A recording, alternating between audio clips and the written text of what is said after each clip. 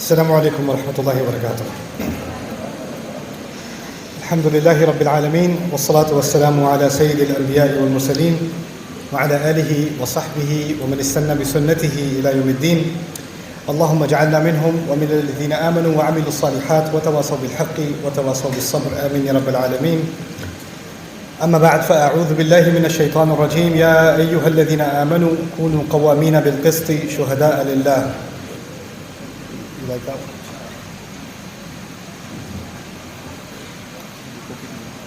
Okay. Oh, I'm not going to. Yeah, maybe it's a bit off. Okay. No thanks.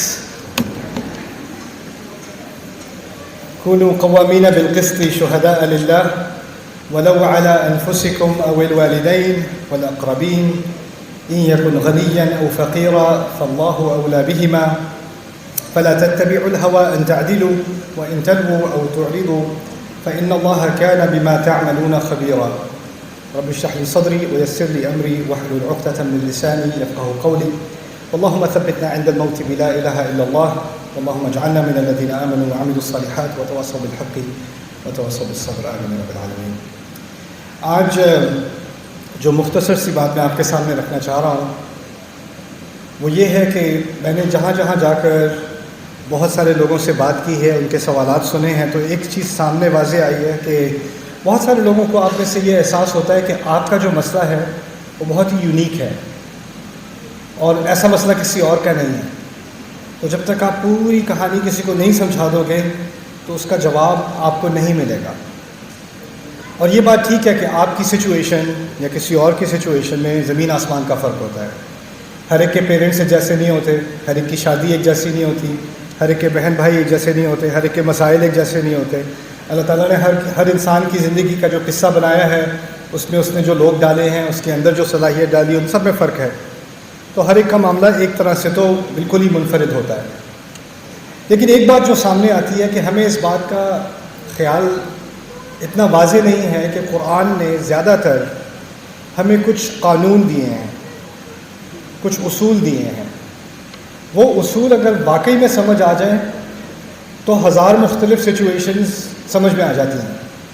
یعنی situation مختلف قسم کی بھی ہو، آپ کو کوئی ڈھونڈ کے کہیں مشکل سے کوئی حل نہیں نکالنا پڑے گا اگر یہ اصول ذہن میں سامنے رہیں. اور قرآن کے کئی مقامات پر اس طرح کے اصولوں کا ذکر ہے، اور ایک اصول اس آیت میں ہے جس کو میں آج تھوڑا سا بیان کرنے کی کوشش کروں گا. یہ آیت ہے 135 سورۃ النساء کی. اللہ تعالیٰ اس میں ہمیں انصاف کا حکم دے رہے ہیں. کہا ہے یا ایھا الذین آمنوا کونوا قوامین بالقسط شہداء للہ. تم لوگ جو ایمان کا دعویٰ کرتے ہو یا ایمان لا چکے ہو، قوام بنو. پہلی بات کہی ہے قوام بنو. قوام صیغۃ المبالغہ ہے اور یہ اس کے لیے استعمال ہوتا ہے جو چیز بار بار کی جاتی ہے. جیسے خباز روٹی بار بار بناتا ہے، قصاص گوشت کو بار بار کاٹتا ہے. قوام کچھ کرنے والا جو بار بار اس چیز کو کرے. جب با آتا ہے اس کے ساتھ تو کرنے کے لیے کہتے ہیں. قام بھی ہی اس نے کچھ کیا. تو جو کچھ اللہ تعالیٰ ہمیں کرنے کو کہہ رہے ہیں یہاں پر وہ ایسی چیز ہے جو ایک دفعہ میں نہیں ہوتی، وہ بار بار کرنی پڑتی ہے. کل کی تھی تو آج دوبارہ کرنی پڑے گی، پرسوں دوبارہ کرنی پڑے گی. تو یہ پہلی چیز میں آپ کے ذہن میں ڈالنا چاہ رہا ہوں. اس کی طرف ہم واپس بعد میں آئیں گے اس درس کی طرف. جیسے جیسے اس آیت کے الفاظ کو ہم کھولتے جائیں گے اس بات کی طرف ہمیں واپس آنا پڑے گا کہ جس چیز کا اللہ ہمیں حکم دے رہا ہے وہ ریپیٹڈ ہے، وہ بار بار ہے، وہ ایک دفعہ میں حل نہیں ہوتی. کونوا قوامین، یہ نہیں کہا کونوا قائمین، کہا کونوا قوامین بالقسط شہداء للہ. قسط کا لفظ عام طور پہ ہم اردو میں انصاف کے لیے، عدل کے لیے، یہ الفاظ آپس میں ایک جیسے ہی معلوم ہوتے ہیں، لیکن قسط اصل میں عربی میں کہتے ہیں زیادتی سے بچنے کو. تو قاسط عربی میں زیادتی کرنے والے کو کہتے ہیں اور مقسط زیادتی سے ہٹنے والے کو کہتے ہیں، اسی لیے اس کو عادل کہا جاتا ہے. تو یہاں یہ نہیں کہا جا رہا کہ فیئر بات کریں، یہ کہا جا رہا ہے کہ آپ بہت احتیاط کریں کہ آپ سے زیادتی نہ ہو جائے. یعنی آپ کے ذہن میں عدل کم ہے، زیادتی زیادہ ہے اور زیادتی کا احساس ہے. تو اب آپ اپنی زندگی میں اللہ تعالیٰ کہہ رہے ہیں کونوا قوامین بالقسط، کہ بار بار دیکھا کرو ہر جگہ کہ زیادتی تو نہیں ہو رہی، زیادتی تو نہیں ہو رہی، زیادتی تو نہیں ہو رہی، اور جہاں ہو رہی ہو تو اس کے خلاف کھڑے ہو جاؤ، زیادتی نہ ہونے دو۔ اور اگر کل کھڑے ہوئے تھے تو اب میں نے تو جو کہنا تھا میں نے کہہ دیا، اب دوبارہ کیا کھڑا ہونا؟ کل دوبارہ یہی مسئلہ ہوگا، دوبارہ کھڑا ہونا پڑے گا، پھر دوبارہ کھڑا ہونا پڑے گا، پھر دوبارہ کھڑا ہونا پڑے گا۔ کونوا قوامین بالقسط۔ اب آگے ایک مزید اضافہ بھی کر دیا، شہداء للہ، اللہ کو گواہ مانتے ہوئے۔ اس کے بھی بہت سارے فوائد ہیں، ایک فائدے کا میں ذکر کر دوں، وہ یہ ہے کہ اصل میں جب ہم کوئی بات صحیح بات کرنے سے ڈرتے ہیں نا، جیسے میں عام سی مثال دیتا ہوں کیونکہ یہ تو اب ایک اصول کی بات ہو رہی ہے، لیکن ساتھ میں پریکٹیکل ایگزامپل بھی ساتھ چلتی جائے تو بات سمجھ میں آ جاتی ہے۔ فرض کریں اسکول میں بچہ ہے اور اس کا کچھ اور بچے مذاق اڑا رہے ہیں، اس کو بلی کر رہے ہیں، اور میں بھی اس کلاس میں ہوں، میں دیکھ رہا ہوں کہ اس کا مذاق اڑایا جا رہا ہے۔ اب میرے دل میں خیال آتا ہے مجھے کچھ کہنا چاہیے، مجھے ان کو روکنا چاہیے، یا مجھے اس کا ہاتھ پکڑ کے اس کو کہیں اور لے جانا چاہیے، مجھے کچھ کرنا چاہیے۔ پھر مجھے خیال آتا ہے اگر میں کروں گا نا تو میری باری اگلی ہوگی، وہ ایک کی بجائے دو کا مذاق اڑانا شروع کر دیں گے، میرے پیچھے پڑ جائیں گے۔ میں خواہ کیوں اپنے مول مصیبت لوں؟ جو بیٹھے رہو، جو ہو رہا ہے ہوتا رہے، بعد میں اس کی جا کے تعزیت کر دینا، کوئی بات نہیں میرے ساتھ بھی ہوتا تھا پچھلے سال، یہ کہہ دینا۔ ابھی بیچ میں مت پڑھو، ابھی بیچ میں پڑھو گے تو اپنے اوپر مصیبت آ جائے گی۔ اگر یہ آیت سمجھ میں آ رہی ہے تو اسی وقت کھڑا ہونا پڑے گا۔ اب بچوں کی مثال تو آسان ہے، میں ایک اور مزید کنٹروورشل مثال آپ کو دیتا ہوں، کیونکہ میں جو چیز آپ لوگوں سے سن رہا ہوں اسی کو سمجھنے کی کوشش کر رہا ہوں، اور یہ سوچنے کی کوشش کر رہا ہوں کہ اس کا حل ہم اکٹھے کیسے نکالیں۔ مجھے کچھ اسٹوڈنٹس نے آ کے بتایا کہ ان کی ایک یونیورسٹی میں لڑکے لڑکیاں سارے کلاس میں ہیں، اور جو ان کے پروفیسر ہیں وہ لڑکیوں سے بےہودہ باتیں کرتے ہیں، اور ان کی عادات جو ہیں وہ ڈسٹربنگ قسم کی ہیں، اور سارے لڑکے بہت ڈسٹرب ہوتے ہیں یہ دیکھ کے، لیکن انہیں کچھ کہنے سے ڈر لگتا ہے، کیونکہ اگر وہ کہیں گے تو جو منہ کھولے گا اس کو کالج سے نکال دیں گے، ان کے تعلقات ہیں آگے، وہ کسی کو کمپلین کر دیں گے یا اس کو فیل کر دیں گے، کچھ کر دیں گے۔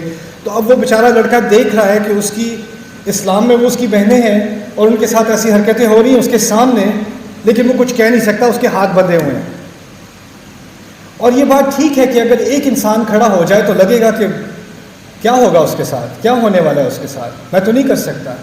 ایک اور خاتون مجھے ملی جو اپنے پروفیشن کے اندر، میڈیکل پروفیشن میں ہیں، ہاسپٹل میں کام کرتی ہیں، اور کہتی ہے میرے سامنے جو کرپشن ہو رہی ہوتی ہے، اور مجھے کہا جا رہا تھا کہ یہ ایکوپمنٹ جو ہے یہ فالٹی ہے، اگر یہ استعمال ہوگا تو پیشنٹس کا نقصان ہوگا، لیکن یہ ہمیں ڈسکاؤنٹ پہ مل رہا ہے، اس کو آپ اپروو کر دیں، اور نہیں کریں گی، اگر نہیں کروں گی تو وہ مجھے کھا جائیں گے، میرا کریئر ختم کر دیں گے، میری زندگی برباد کر دیں گے۔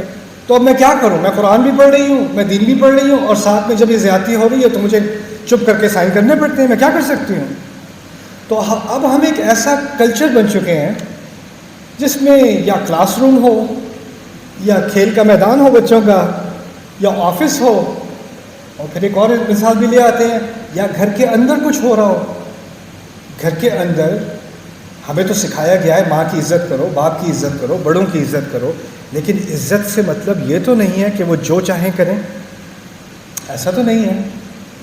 میرے فادر، جن کی میں بہت عزت کرتا ہوں، ان کو کبھی بھی الحمدللہ وہ ایسا کرتے نہیں ہیں، لیکن ان کو کبھی بھی یہ حق نہیں ہوگا کہ وہ میری ماں کی توہین کریں۔ اللہ نے انہیں حق، یہ حق تو اللہ نے انہیں دیا نہیں ہے۔ اگر وہ کر رہے ہیں، میری امی کو ڈانٹ رہے ہیں یا گالیاں دے رہے ہیں، کچھ کر رہے ہیں، ایسی بات کر رہے ہیں، کسی کے فادر کر رہے ہیں، اور آپ کو نہیں، وبالوالدین احسانا، ہمیں خاموش رہنا چاہیے۔ بڑے ہیں، وہ کہیں گے تم کیا بدتمیز ہو گئی ہو، نافرمان ہو گئی ہو، یا نافرمان ہو گئے ہو، تم بیچ میں کچھ نہیں کہہ سکتے۔ تو ہمیں اب یہ فیصلہ کرنا ہوگا ایک قوم کے طور پہ کہ یا تو ہمیں کھڑے ہو جانا ہے، جو کچھ ہوتا ہے ہو، جو ہوتا ہے ہو، اور باقی سب کو نہیں دیکھنا، کیونکہ ہوتا یہ ہے کہ اگر میں کھڑا ہو بھی جاؤں کلاس میں اور کہوں یہ آپ نہیں کر سکتے، تو اور کوئی لڑکا کھڑا نہیں ہوگا، اور کسی کی ہمت نہیں ہونی، مارا میں ہی جاؤں گا، مجھے ہی ذبح کرنا ہے سب نے۔ جب یہ ذہنیت آپ کے اندر آ گئی نا، تو آپ سب لوگوں کو گواہ دیکھ رہے ہو، اللہ کو نہیں دیکھ رہے۔ یہاں کیا کہا ہے؟ کونوا قوامین بالقسط شہداء للہ۔ ایک گواہ کی ضرورت ہے آپ کو، وہ اللہ ہے، وہ دیکھ رہا ہے، بس میرے لیے یہ کافی ہے۔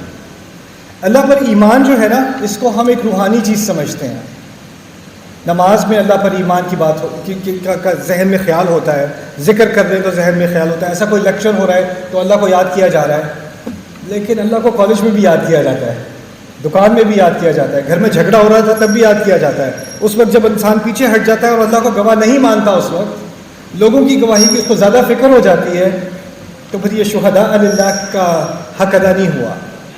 اور پھر آگے کہہ دیا وَلَوْ عَلَىٰ أَنفُسِكُمْ، یہ سب سے مشکل مرحلہ ہے۔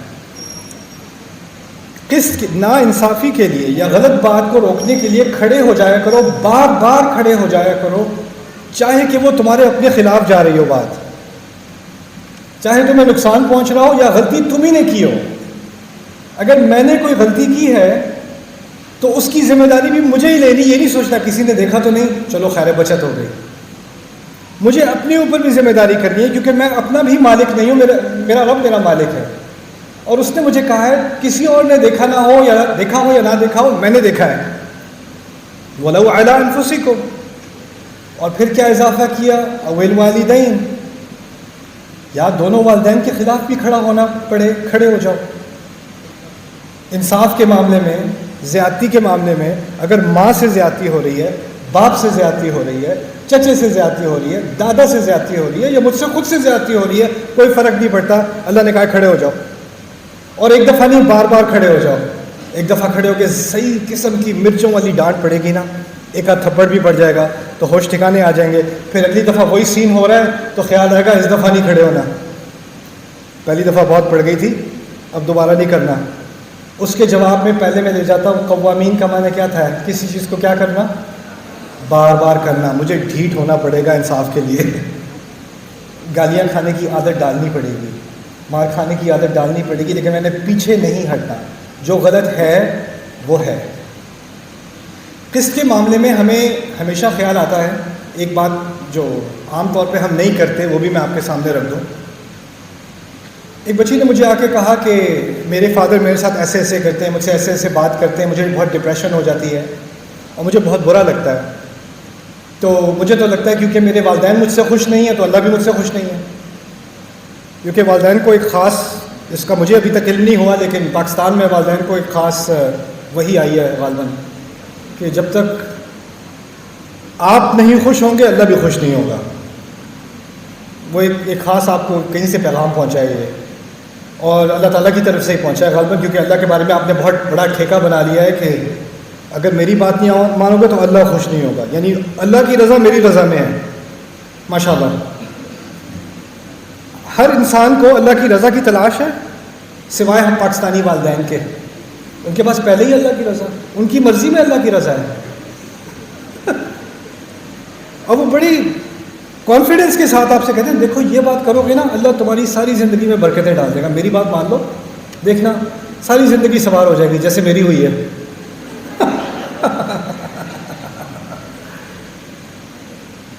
یہ جو اس کو میں کہتا ہوں ریلیجس بلیک میل،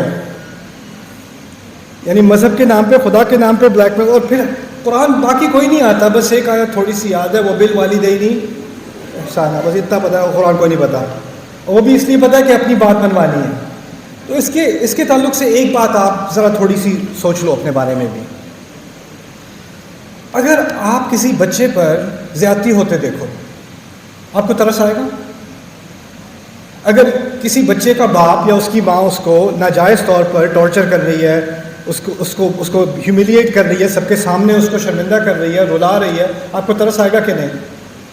آپ کیا اس بچے سے جا کے کہو گے غلطی تو تمہاری ہے نا؟ آپ یہ کہو گے؟ آپ کوئی خاص قسم کی آپ کی نفسیاتی بیماری ہوگی کہ آپ اس بچے کو بلیم کرو گے۔ واضح ہوگا آپ کو کہ یہ زیادتی کون کر رہا ہے، ماں کر رہی ہے یا باپ کر رہا ہے، واضح ہوگا نا۔ لیکن جب آپ کے ساتھ زیادتی کی جاری ہوتی ہے نا، تو آپ کو پتہ ہے کیا پڑھایا ہوا ہے، کیا پٹی پڑھائی ہوئی ہے؟ غلطی کس کی تھی؟ میری تھی، میں نے غلطی کی۔ وہ تو اللہ ہی مجھ سے ناراض ہوں گے اس لیے وہ ناراض ہے، میرے اندر ہی کوئی خرابی ہے۔ آپ کو اتنی بار یہ چیز پڑھائی گئی ہے کہ آپ کو باقی سب پہ رحم آ جاتا ہے، کس پہ نہیں آتا؟ اپنے آپ پہ نہیں آتا۔ وَلَا تَنْسَ نَصِيبَكَ مِنَ الدُّنْيَا، اپنا حصہ مت بھولنا دنیا میں، تمہارا بھی ایک حصہ ہے، تمہاری بھی ایک عزت ہے، تمہارا بھی ایک حق ہے۔ تم بھی ایک انسان ہو, تمہیں بھی عزت کی ضرورت ہے, تمہیں بھی رحمت کی ضرورت ہے, تمہیں بھی شفقت کی ضرورت ہے. تم سے ناانصافی ہوتی ہے تو وہ غلط ہے, کسی کی طرف سے بھی آئے وہ پھر بھی غلط ہے. اللہ نے جو بڑی بڑی مثالیں قرآن میں دی ہیں نا, بڑے بڑے انبیاء کی, رسولوں کی, ان کے ساتھ جو زیادتیاں ہوئی ہیں ان کے گھر والوں سے ہوئی ہیں. نوح علیہ السلام کی بیوی سے ہوئی ہے, ابراہیم علیہ السلام کے والد سے ہوئی ہے, یوسف علیہ السلام کے بھائیوں سے ہوئی ہے. ساری زیادتیاں رشتہ داروں سے ہی ہو رہی ہیں, رسول صلی اللہ علیہ وسلم کے چچوں سے ہو رہی ہیں. یہی ہو رہا ہے نا. تو آپ کے ذہن میں آتا ہے کہ یہ سب کچھ ہماری فیملی میں ہی کیوں ہوتا ہے؟ ہماری فیملی باقیوں کی طرح نارمل کیوں نہیں ہو سکتی؟ اس کے پیرنٹس تو بہت اچھے ہیں, اس کے پیرنٹس تو اتنے خوش لگتے ہیں, وہ تو اتنے لکی ہیں, ہم کیوں ایسے ہیں؟ میں آپ کو صاف صاف بتا دوں, کوئی بھی لکی نہیں ہے. تو وہ سب تصویر ایسے کھینچ کے نا, ادھر فوٹو لینی ہے, پھر واپس دوبارہ اصلیت پہ آ جاتے ہیں. ایک دفعہ میں کینیڈا میں تھا, نایگرا فالز کے پاس, تو ایک ماں اور ایک اس کا ٹین ایج بیٹا آپس میں لڑائی کر رہے تھے. Non Muslims. I hate this place. I don't want to be here. I want to go home. She's like, shut up. And she's yelling at وہ ایک دوسرے لڑے. ان کے پاس ایک سیلفی اسٹک تھی, وہ تیاری کر کے آئے تھے. Okay, let's go. Let's just take the picture. اور پھر دوبارہ لڑائی کرتے کرتے وہ چلے گئے. آپ لوگ نایگرا فالز پہ ہی نہیں کرتے, آپ شادیوں پہ یہ کرتے ہو. شادی پہ جا رہے ہو تو رستے میں جو لڑائیاں گاڑی میں ہو رہی ہوتی ہے نا, سب کو پتہ ہے. اور وہاں جا کے کتنی اچھی فیملی ہے, دیکھو ان کی, ہم ایسے کیوں نہیں ہو سکتے؟ اللہ تعالیٰ نے جو بات کہی ہے نا کہ انصاف کے لیے کھڑے ہو جایا کرو, اس انصاف میں آپ خود بھی شامل ہو, اپنے خلاف بھی نہیں, اپنی حمایت میں بھی. کسی کے ساتھ بھی زیادتی ہو رہی ہو تو اس کو اپنے لیے کھڑے ہونے کا حق ہے. اس میں بدتمیزی نہیں ہوتی, یہ بدتمیزی نہیں ہے, یہ انصاف کا تقاضا ہے. اویل والدین, چیز اصل چیز کیا ہے, کیا ناانصافی ہے کہ نہیں, یہ اصول ہے. یہ اصل بات یہ ہے, کیا جو میں بات کر رہا ہوں یہ جائز ہے کہ نہیں ہے, کیا یہ میرا انسانی بنیادی حق ہے کہ نہیں ہے. اس معاملے میں اللہ نے مجھے اختیار دیا ہے یا نہیں دیا. ہم نے یہ اسمپشن کر لی ہے کہ کچھ معاملوں میں میرا کوئی اختیار نہیں, اور اس چیز کو ہم اتنا ایکسٹریم پر لے جا چکے ہیں کہ ہم نے اب میں نے نوجوان بڑے لڑکوں کو دیکھا ہے. میں نے مسلم کنٹریز کے, مسلم کلچرز کے تقریباً تمام کلچر سے میرا واسطہ ہوا ہے, جگہ جگہ میں نے دنیا میں دیکھی ہے. جو ہمارے ہاں ہوتا ہے وہ میں نے کہیں نہیں دیکھا.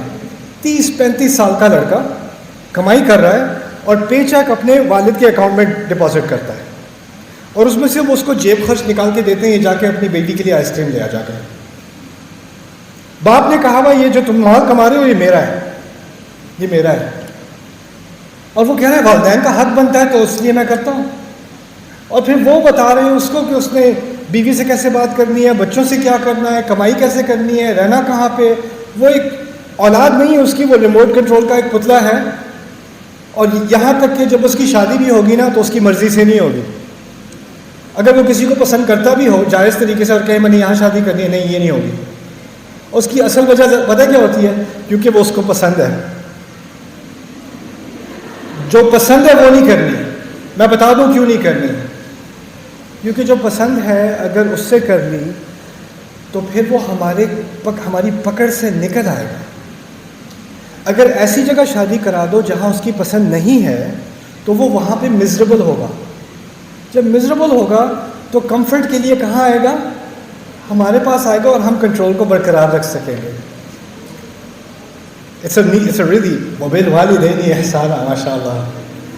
سارے پیرنٹس ایسے نہیں ہوتے, اور آپ کو بعد میں میرے پیرنٹس ایسے بالکل نہیں ہیں کہنے کی ضرورت نہیں ہے, آپ کو انسیکیور ہونے کی ضرورت نہیں ہے. اور جو لوگ آگے زیادہ بڑھ کے کہتے ہیں نا میرے پیرنٹس تو بہت ہی اچھے ہیں,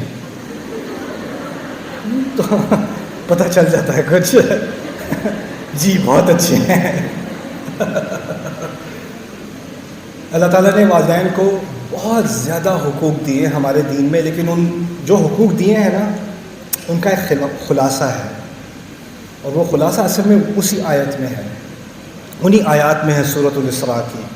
وَقَضَىٰ رَبُّكَ أَلَّا تَعْبُدُوا إِلَّا إِيَّاهُ وبالوالدین احسانا اما یبلغن عندک الکبر احدهما او کلاهما فلا تقل لهما اف ولا تنهرهما وقل لهما قولا کریما واخفض لهما جناح الذل من الرحمة وقل رب ارحمهما كما ربياني صغيرا. ان تمام آیات میں کہیں اطاعت کا ذکر نہیں ہے، احسان کا ذکر ہے، آپ کی ہیوملٹی کا ذکر ہے، اپنی آواز نیچے رکھ کے بات کرنا، اونچی مت کرنا، ان کے سامنے اکڑنا مت، ان کو ڈانٹنا مت، ان کے ساتھ بدتمیزی مت کرنا، لیکن تمیز کے دائرے میں رہ کے نرمی سے بات کر کے اپنے حق کے لیے پھر بھی کھڑا ہونا پڑتا ہے. یعنی جس اسلوب سے آپ نے بات کرنی ہے اس کو تو قرآن نے سمجھا دیا، اس طریقے سے بات کرنی ہے، اس طریقے سے ڈیل کرنا ہے. وہ جیسے بھی ہو تم نے اپنے آپ کو غصے میں نہیں لانا، لیکن جو حق ہے وہ حق ہے. آپ الفاظ میرے نرم ہوں گے، بات پھر بھی میں نے سختی کرنی ہے، جو ہے وہ ہے. حق کو میں ٹیڑھا ادھر ادھر نہیں کر سکتا، جو غلط ہے وہ غلط ہے، اس سے میں نہیں ہٹ سکتا. اب دیکھیں اس کی جو میں چھوٹی چھوٹی مثالیں آپ کو دے رہا ہوں. آپ کا اپنے اوپر ایک حق ہے. اگر میرے فادر فرض کریں، انہوں نے نہیں کہا، اگر کہتے مجھ سے کہ بیٹا جو تمہارا پے چیک ہے نا وہ ڈال دیا کرو میرے اکاؤنٹ میں، میں کہوں گا آئی لو یو ڈیڈ. نہیں. کیا مطلب نہیں؟ تمہیں نہیں پتا والدین کی، پیرنٹس کی کیا رسپیکٹ ہوتی ہے؟ جی مجھے پتا ہے، میں اسی لیے تو رسپیکٹفلی کہہ رہا ہوں. نہیں. کیوں نہیں؟ پھر وہ جا کے کہیں سے سرچ کریں گے، کہیں اسلامی حوالہ دے کے، اسلامی حوالے کا تھپڑ بڑے مزے کا ہوتا ہے نا. تو اسلام تو ہم صرف حوالہ دینے کے لیے، کسی اور کو گلٹ کرنے کے لیے، کسی کو شرمندہ کرنے کے لیے استعمال کرتے ہیں. اب وہ بالوالدین احسانا چلا نہیں، کوئی اور مل جائے. او ایک حدیث مل گئی مجھے، انت ومالک لابیک، تم اور تمہارا مال تمہارے باپ کا ہے. انت ومالک لابیک.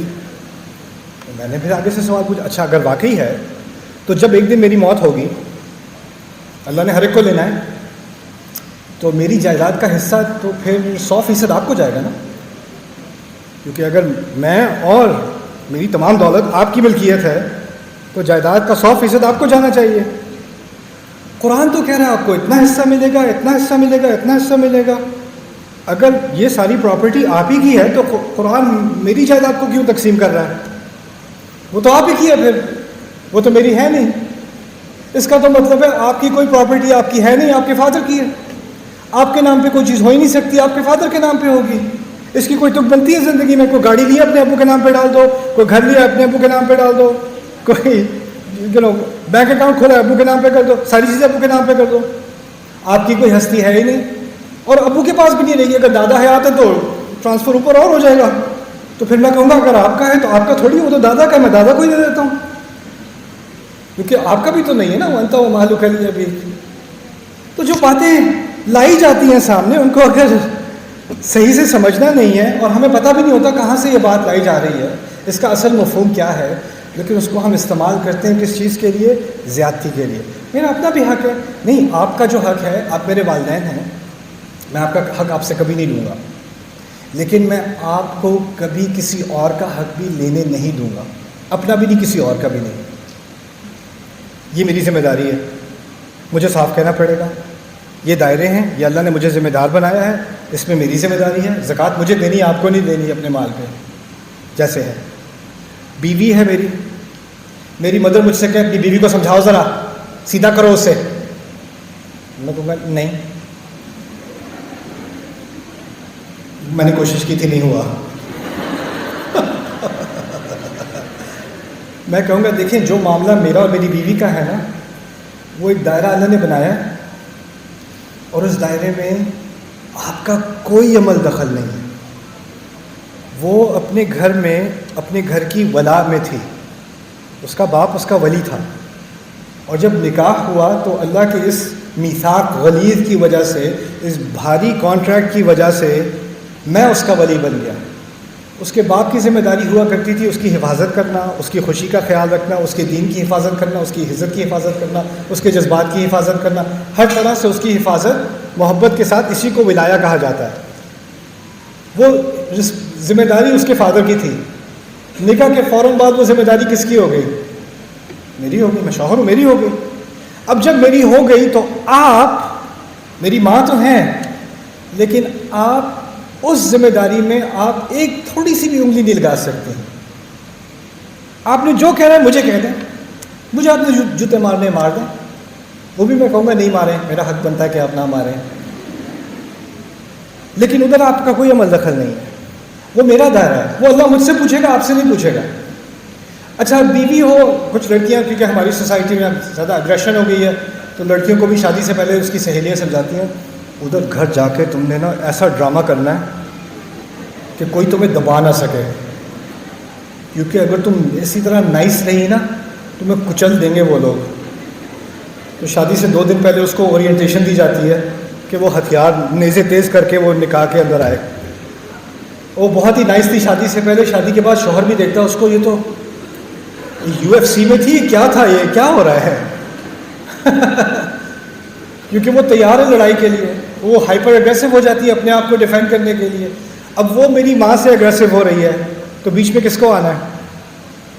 وہ بھی قسط کے خلاف ہے، اس کو کسی نے حق نہیں دیا کہ وہ میری ماں کی بےزتی کرے، مجھے رستے میں کھڑا نہیں، تم یہ نہیں کر سکتے، تمہارا یہ دائرہ ہے، تم نے جو کرنا ہے میرے ساتھ کرو، میرے بھی حقوق ہیں تمہارے بھی حقوق ہیں، لیکن تم وہاں کچھ نہیں کرو، تم ان کو کچھ نہیں کہہ سکتے۔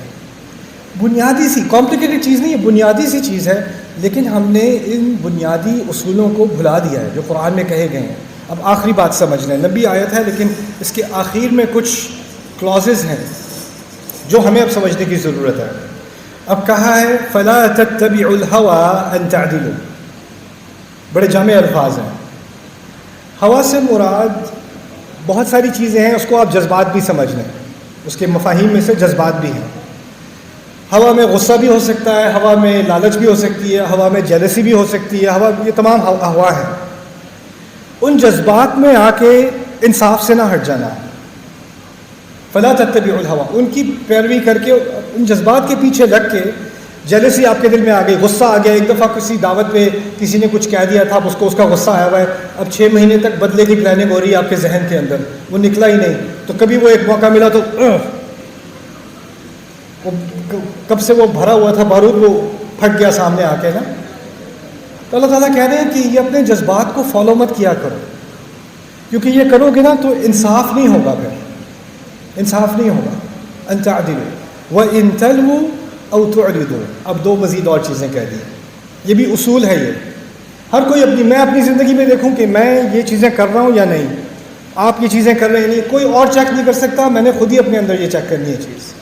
اللہ تعالیٰ کہہ رہے ہیں کہ اور اگر تم لوگوں نے بات کو ٹیڑھا کر کے بیان کیا، اب یہ بھی سمجھ لینا، ٹیڑھا کرنا، بات کو، زبان کو ٹیڑھا کرنا۔ کوئی مجھے آ کے کہتا ہے سر میں نے اپنے شوہر کے بارے میں آپ کو کچھ بتانا ہے، وہ بہت ظالم ہے، بہت بری باتیں کرتے ہیں، یہ کرتے ہیں وہ کرتے ہیں، سارا سنا دیا مجھے۔ تو میں کہوں اچھا میں ان سے بات کر لوں؟ نہیں نہیں نہیں نہیں نہیں، تو شاید آپ نے تمام بات بتا دی مجھے، جی میں نے آپ کو ساری بات بتا دی، کوئی چیز نہیں چھوڑی، نہیں بالکل نہیں چھوڑی میں نے۔ اچھا کیا یہ ممکن ہے کہ کوئی اپنی طرف سے تو پوری بات بتا دے اور جو اس میں سے 1% بھی بات ہو جو اس کے فیور کے خلاف جا رہی ہے وہ اس کو تھوڑا سا اسکپ کر دے؟ بچے آتے ہیں آپ کے، بھائی نے مجھے مارا، اتنی زور سے مارا، آپ پوچھو کیوں مارا؟ کیونکہ ہی ہیٹس می۔ نہیں مارا کیوں؟ ابھی کیوں مارا؟ کیونکہ وہ ایول ہے اس لیے۔ کیونکہ اگر تھوڑی زیادہ انویسٹیگیشن کی تو شاید پتہ چل جائے پہلے میں آدھے گھنٹے سے چھیڑ رہا تھا اور اس کے بعد تنگ آ کے اس نے پیچھے سے ایک دھکا دے دیا مجھے۔ یعنی آپ ہو سکتا ہے کہ اپنی کہانی جس میں آپ کے ساتھ زیادتی کی جا رہی ہے اس میں آپ صرف وہی باتیں رکھیں اپنے ذہن میں بھی اور کسی سے بات کرتے ہوئے بھی جس میں 100% جو کنکلوژن ہے وہ یہ ہو، جو نتیجہ ہے وہ یہ ہو کہ آپ مظلوم ہیں اور وہ ظالم ہیں۔ آپ نے تو کچھ غلط کیا ہی نہیں، آپ کے ساتھ زیادتی ہوتی ہے آپ بیچاروں کے ساتھ، باقی سب آپ کے پیچھے پتہ نہیں کیوں پڑے ہوئے۔ وہ انتل وہ بات کو ٹیڑھا کر کے بتانا، اس میں سے کوئی چیزیں اسکپ کر دینا، اپنی طرف باعث ہو جانا یا کسی اور کی طرف باعث ہو جانا، یہ ہے تلو اور تعرضو۔ اور اس لہو کی اور مثالیں بھی ہیں۔ ایک اور مثال میں آپ کے ساتھ ضرور دوں جو ہمارے کلچر میں بہت زیادہ ہے۔ سائیکالوجی میں ہم اس چیز کو پڑھتے ہیں کہ جب آپ کے ساتھ کوئی بہت زیادہ زیادتی کر رہا ہو نا تو وہ ہمیشہ زیادتی نہیں کر سکتا، اس کو کچھ اچھی چیزیں بھی کرنی پڑتی ہیں بیچ بیچ میں. تو آپ کے ساتھ بہت زیادہ جیسے کوئی پیرنٹ ہے جو زیادتی کرتے ہیں، بہت زیادہ ہارشلی بات کرتے ہیں، وہ بری باتیں کریں گے پھر انڈا پراٹھا لا کے دے دیں گے.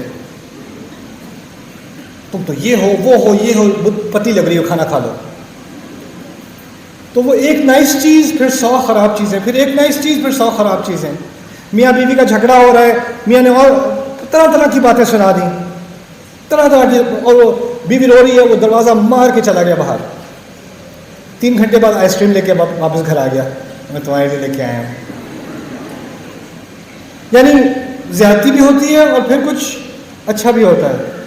لیکن اس کا مقصد کیا ہوتا ہے کہ دیکھیں انسان کا نا، جب اس کے ساتھ آپ زیادتی کرتے ہو تو اس کے صبر کا میٹر جو ہے وہ بھرتا چلا جا رہا ہے. وہ جب وہ پھٹنے کے قریب آ جاتا ہے نا، تو جو صبر کا امتحان لے رہا ہوتا ہے آپ کا، اس کو اندازہ ہو جاتا ہے کہ یہ پھٹنے والا ہے. تو اگر اس کو کل زیادتی دوبارہ کرنی ہے نا، تو اس کا ٹیمپریچر تھوڑا نیچے لانا پڑے گا. آئس کریم لے آؤ، تھوڑی ٹھنڈ پڑ جائے گی، پھر کل دوبارہ سے شروع کریں گے. پھر وہ پھٹنے لگے تو کیا کرے گا، دوبارہ آ کے آئس کریم نہیں ہوگی تو پھول ہوں گے، کچھ اور ہوگا، اور پھر وہ دوبارہ آرام سے پھر زیادتی کر سکیں گے، کیونکہ اس کی مائلیج پوری کرنی ہے نا. یہ نہیں ہے کہ بندہ بدل گیا ہے. ہوتا یہ کہ آئس کریم کھانے کے بعد بیوی کو بھی احساس ہوتا ہے آج تو یہ واقعی بدل گئے، میری قسمت بدل گئی ہے. وہ سو کے اٹھتی ہے تو وہ دوبارہ وہی پرانا والا بن جاتا ہے ایک دم سے. ہاں میں جا رہا ہوں، کہاں پہ، کال مت کرنا مجھے. یہ کیا ہوا، ابھی تو کل تو آئس کریم لے کے آئے تھے، وہ تو ختم بھی نہیں ہوئی ابھی. رائٹ. میں یہ کہنا چاہ رہا ہوں کہ آپ اب کیونکہ اس نے کچھ اچھا بھی کیا ہے، بیوی نے بھی کچھ اچھا کیا، برائیاں بہت کی ہیں، یا پیرنٹ نے کچھ اچھا کیا، برائیاں بھی، زیادتی بھی بہت کی ہے. تو جب حق بات کرنے کو آتی ہے تو کہتی نہیں وہ اتنے برے نہیں ہیں، وہ اچھی چیزیں بھی کرتے ہیں، پتہ ہے وہ بہت اچھے بھی ہیں. ہم مارتے ہیں، 1-2 دفعہ ہڈی ٹوٹی ہے، لیکن وہ پھر اس کے بعد ہسپتال بھی تو وہی لے کے گئے تھے نا، بل بھی تو انہوں نے ہی دیا تھا نا آخر. میرا تو انہوں نے وہ کاسٹ کے اوپر سگنیچر بھی کیا تھا، ہارٹ بھی بنایا تھا اس کے اوپر.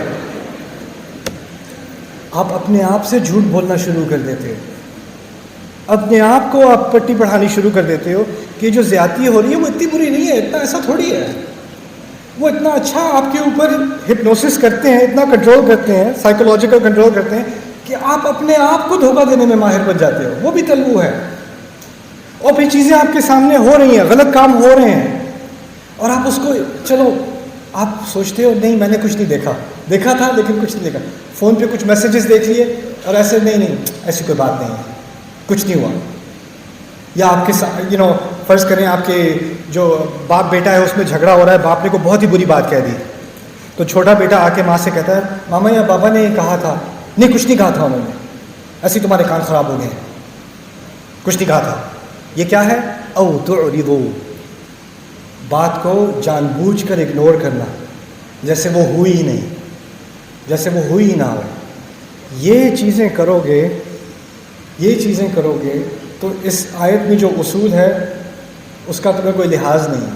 ایک آیت ہے صرف، اس کو غور سے پڑھ لے انسان تو اس کو نظر آنا شروع ہو جائے کہاں میں کیا کیا زیادتیاں کر رہا ہوں، کیا کیا زیادتیاں ہوتے دیکھ رہا ہوں، اور پھر زبان کو ٹوسٹ کر کے اس کو موڑ توڑ کے ایسے بیان کرتا ہوں کہ کوئی زیادتی ہے ہی نہیں، یا اس کو پوری طرح اگنور کرتا ہوں، اس کے بارے میں بات ہی نہیں کرتا، چھیڑو ہی مت اس چیز کو. اور تعالیٰ آخر میں کہتے ہیں فَإِنَّ اللَّهَ كَانَ بِمَا تَعْمَلُونَ بَصِيرًا. پھر جان لو اللہ جو کچھ کرتے رہے ہو خبیرہ، اللہ جو کچھ کرتے رہے اس کے بارے میں اس کو مکمل خبر ہے. اس سے اگلی آیت میں ذرا آیات کا آپس میں ایک جوڑ ہوتا ہے. آخری بات میں آپ کے سامنے رکھ رہا ہوں، یا ایھا الذین آمنوا آمنوا باللہ ورسولہ والکتاب الذی نزل علی رسولہ. ایمان والوں ایمان لے آؤ اللہ پر، اس کے رسول پر، اس کتاب پر جو اس نے اپنے رسول پر نازل کی ہے. یہ آیت کہاں ہے، اس آیت کے فوراً بعد. یعنی جو بات کہی جا رہی ہے نا ابھی وہ مان لو. یہ مانو گے تو یہ اس بات کا ثبوت ہوگا کہ تم میں واقعی ایمان ہے، واقعی ایمان لے آؤ. دعوے میں تو ایمان ہے، اب اس ایمان کو زندگی میں لے آؤ، اس کتاب کو مان لو، اس کے اصولوں کو اپنی زندگی میں اپلائی کرنا شروع کر دو. یہ چیزیں ہیں جو میرے نزدیک ہمیں اب اس ملک میں میرے بہن بھائیوں کو، میرے چھوٹے بیٹے بیٹیوں کو، یہاں پر میرے بڑوں کو، ہم سب کو، اور مجھے خود ان اصولوں کی اب بڑی شدید ضرورت ہے، کیونکہ ہم بات کرتے ہیں بین الاقوامی سطح پہ، انٹرنیشنل لیول پہ زیادتی ہو رہی ہے، حکومتی لیول پہ زیادتی ہو رہی ہے، بازاروں میں زیادتی ہو رہی ہے، بزنس میں زیادتی ہو رہی ہے، جائیداد کے معاملوں میں زیادتی ہو رہی ہے.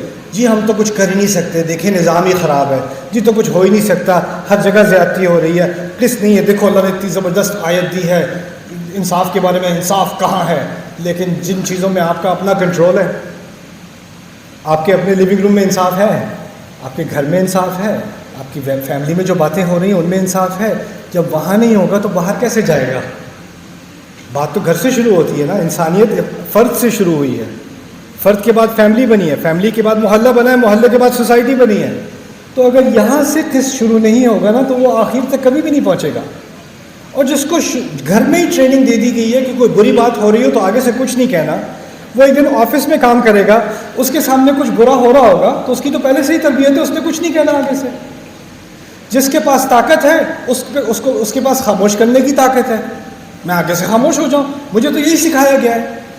میرے ابا نے مجھے خاموش کیا تھا، میرے دادا نے مجھے خاموش کیا تھا، میرے چچا نے مجھے خاموش کیا تھا، اب میرے مینیجر مجھے خاموش کرتے ہیں، میرے ٹیچر مجھے خاموش کرتے ہیں، حکومت مجھے خاموش کرتی ہے، سارے خاموش کرتے ہیں. اور پھر غصہ جو آتا ہے وہ کہاں میں غصہ نکالوں؟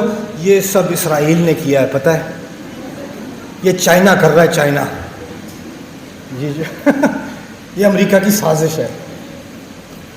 وہ کہیں اور سے ڈھونڈ کے لاؤ سازش، جو سامنے ہو رہا ہے اس کو فیس نہیں کر سکتے نا. جب اس کو اگنور کرتے ہو تو دماغ ہر جگہ جاتا ہے، جہاں جانا چاہیے وہاں نہیں جاتا. اصل تبدیلی ہم لے آئیں تو انشاءاللہ یہ ملک ایک اور ہی چیز بن جائے گا.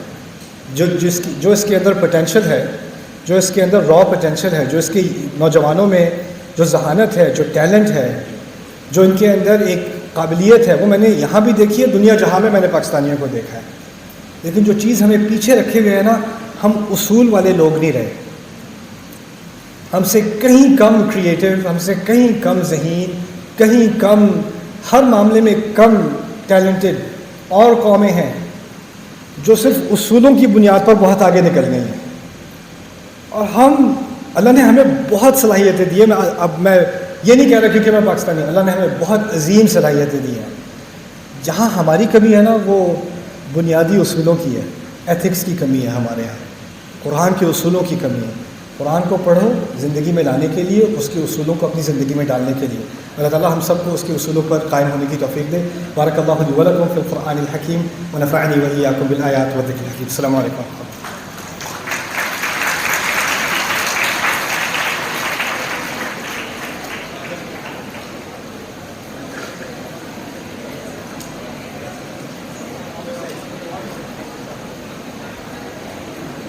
Okay, question answers for 10 minutes. So if you have, they'll pass the mic. سب سے پیچھے سے شروع کریں، سب سے پیچھے.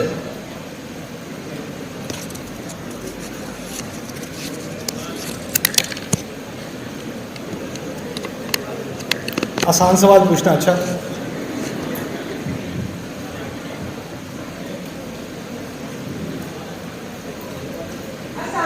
السلام خدا.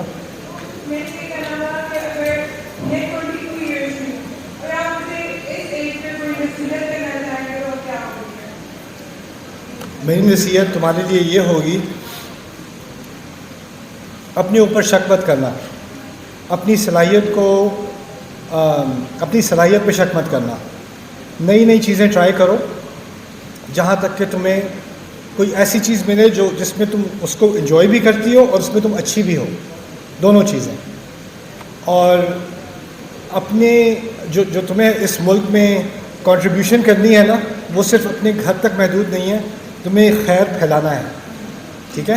تو اپنے اندر ایک کانفیڈنس پیدا کرنا ہمیشہ انشاءاللہ، اور اپنے آپ کو کمپیریزن سے نکال دینا. کسی سے کمپیئر نہیں کرنا اپنے آپ کو، کلاس میں نہیں، کالج میں نہیں، کریئر میں نہیں، شادی میں نہیں، بہن بھائیوں میں نہیں. اس کی تو شادی بھی ہوگی، میری ابھی تک نہیں ہوئی، اس کا یہ تھا میرا یہ ہے، اس کے پاس یہ والا سوٹ ہے میرے پاس یہ والا سوٹ نہیں ہے. یہ کمپیریزن جب اپنی زندگی سے نکال دو گی نا، اچھی زندگی گزارو گی انشاءاللہ. اوکے، وعلیکم السلام.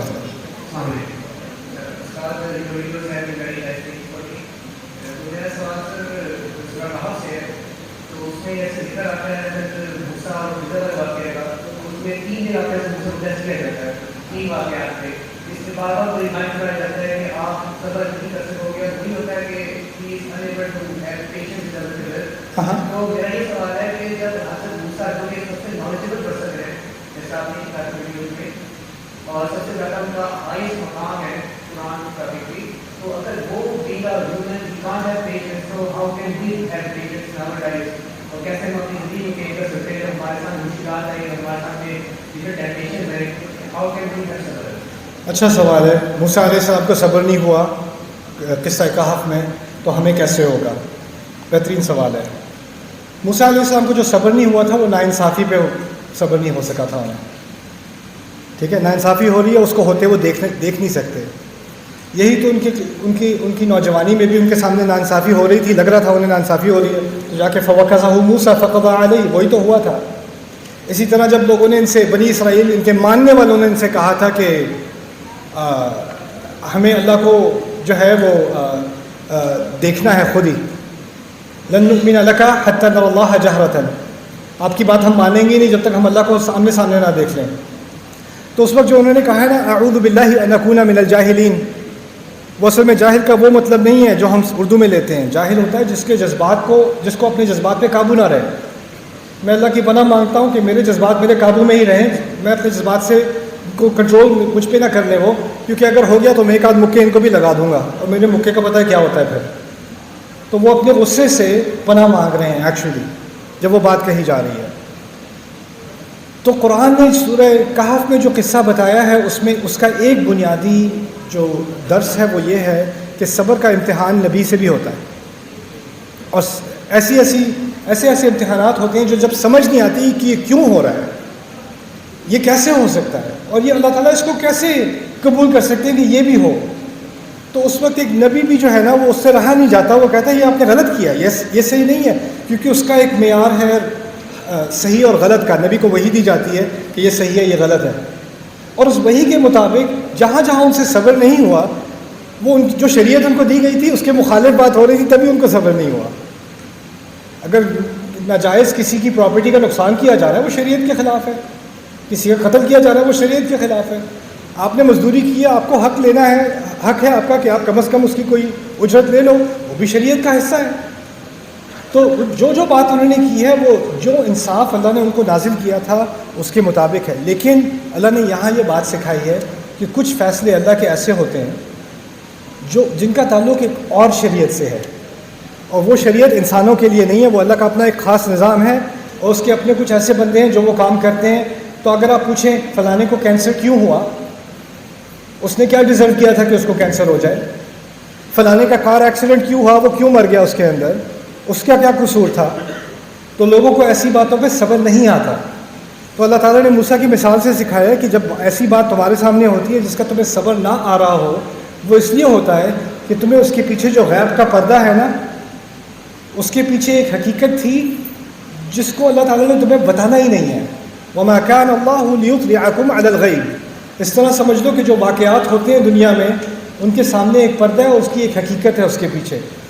کہف کے قصے میں اللہ نے تھوڑا سا پردہ اٹھا کے آخر میں ان کے ذریعے, ان کے استاد کے ذریعے تھوڑا سا انکشاف کرا دیا کہ دیکھیں یہ اصل بات تھی, یہ اصل بات تھی, یہ اصل بات تھی. لیکن اس تھوڑی سی ڈسکوری کے بعد ہم نے کیا سیکھا کہ اللہ یہ پردہ ایسے نہیں کھولا کرتے, وہ موسیٰ کے لیے کھولا تھا. تو آپ کی زندگی میں 1000 چیزیں ہوں گی جو آپ کہیں گی اللہ نے کیا کیوں, اس کی حکمت کیا تھی. اچھا جی اوکے, وہ کہہ رہے تھے سموسے تیار ہیں. نہیں کہہ رہے تھے.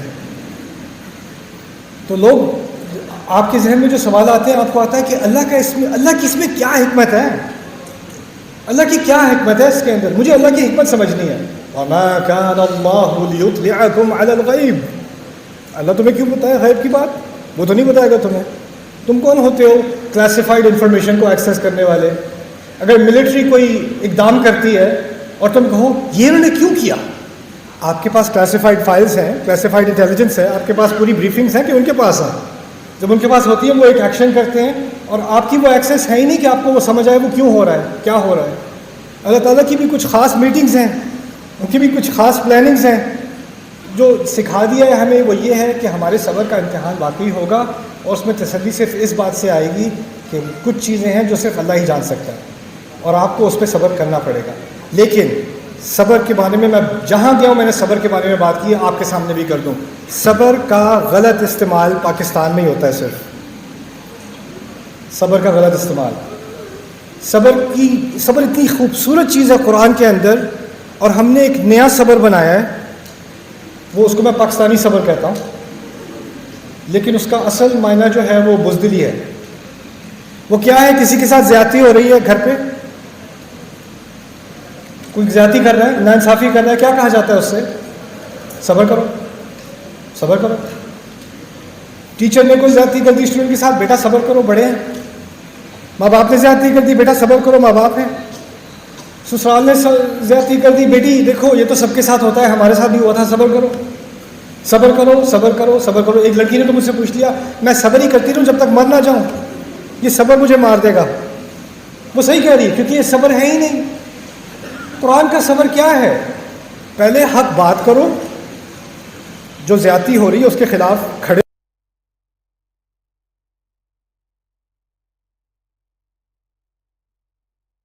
ہمارے اوپر پریشر پڑے گا، تمہیں گالیاں سننے کو ملے گی، ماریں پڑیں گی، اس کے بعد دوبارہ حق بات کرو، اور پھر اور ماریں پڑے گی، پھر دوبارہ حق بات کرو۔ اس کو کہا جاتا ہے وَتَوَاصَوْا بِالْحَقِّ وَتَوَاصَوْا بِالصَّبْرِ۔ پاکستانی صبر کوئی اور چیز ہے، قرآن والا صبر کوئی اور چیز ہے۔ تو آپ قرآن والا صبر اپنی زندگی میں لے آئیں انشاءاللہ۔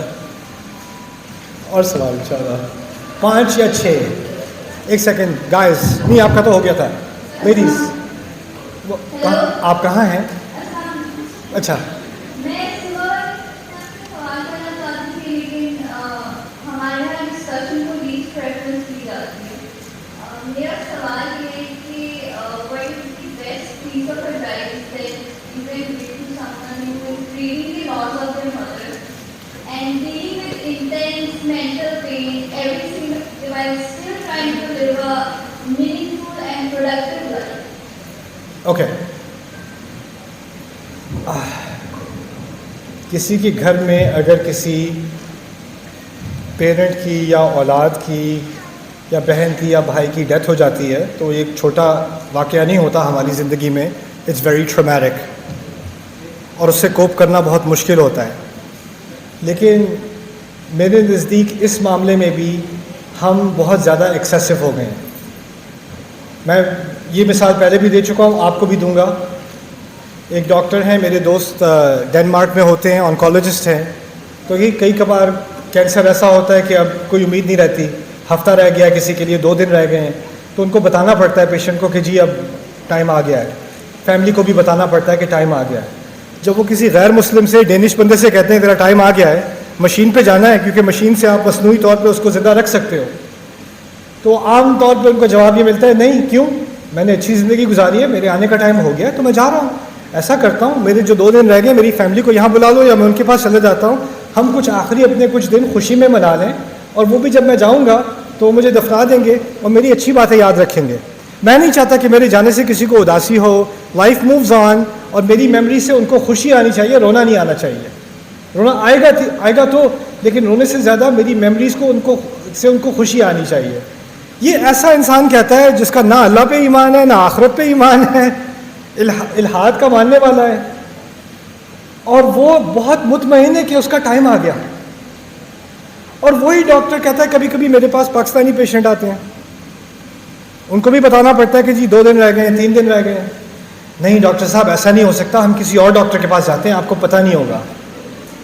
نہیں یہ مشین آپ بند نہیں کر سکتے، ایسا نہیں ہو سکتا، اللہ کبھی نہیں کر سکتا، ایسا ہو ہی نہیں سکتا، میری امی کو نہیں لے جایا جا سکتا، میری باجی نہیں مر سکتی، میرا بچہ ابھی بھی زندہ ہے، نہیں ہو سکتا، نہیں ہو سکتا۔ اور اتنا زیادہ کرائسس، ایک حد تک یہ فیلنگ آنا وہ تو انسان کی طبیعت کا حصہ ہے، لیکن جس حد تک ہم اس کو لے کے گئے ہیں نا، تو مجھے اس بات کا احساس ہوا کہ کچھ بنیادی تعلیمات ہمارے دین کی ہیں جو اب دل سے بہت دور چلی جا چکی ہیں اور ان کو واپس لانے کی ضرورت ہے۔ پہلی چیز یہ کہ میں اپنی ماں سے، اپنے باپ سے، اپنی باجی سے، جو میری باجی کو میں نے خود دفنایا تھا، she was my best friend, ان کو زمین میں نے خود ڈالا تھا، مجھے ایک بات کا پورا یقین ہونا چاہیے، میں اپنی باجی سے جتنی بھی محبت کر لوں، جتنا بھی پیار کر لوں ان سے، میرے رب کو جو اس سے محبت ہے نا، اس کا میں کبھی بھی مقابلہ نہیں کر سکتا، کبھی نہیں ہو سکتا۔ دوسری بات وہ میری کیئر میں تھیں، جب وہ میری کیئر میں تھیں تو میری انسانی صلاحیت محدود ہے ان کا خیال کرنے کی، اب وہ میرے رب کی کیئر میں ہے تو وہ میری کیئر سے کہیں زیادہ بہتر کیئر میں ہے۔ تیسری بات یہ جو ہوتا ہے نا کہ وہ کیوں چلی گئیں، آپ کو کیوں اتنا اطمینان ہے کہ آپ نہیں جا رہے؟ انا للہ و انا الیہ راجعون، جب کسی کی موت ہوتی ہے ہم پہلے اپنے آپ کو یاد دلاتے ہیں کہ ہم سب خود اللہ کی ملکیت ہیں اور ہم نے اس کے پاس جانا ہے۔ ہم یہ نہیں کہتے انہ کان للہ و انہ الیہ راجعون، یہ نہیں کہتے انا للہ و انا الیہ راجعون۔ مرا کوئی اور ہے اور ہم اپنے آپ کے بارے میں کہہ رہے ہیں ہم بھی جانے والے ہیں، کہتے ہیں ہم یہ ہیں۔ اگر اس بات کا اطمینان ہو کہ ہم واقعی جانے والے ہیں تو پھر میرا ذہن دو چیزوں کی طرف لگ جائے گا۔ دو ہی امکانات ہیں، جانا تو ہے، واپس رب کے پاس جانا تو ہے، میں کچھ بھی کر لوں، میں اس کے بارے میں سوچوں یا نہ سوچوں، انک کادح الی ربک کدحا فملاقیہ، لیکن وہاں جا کر دو ہی امکانات ہیں۔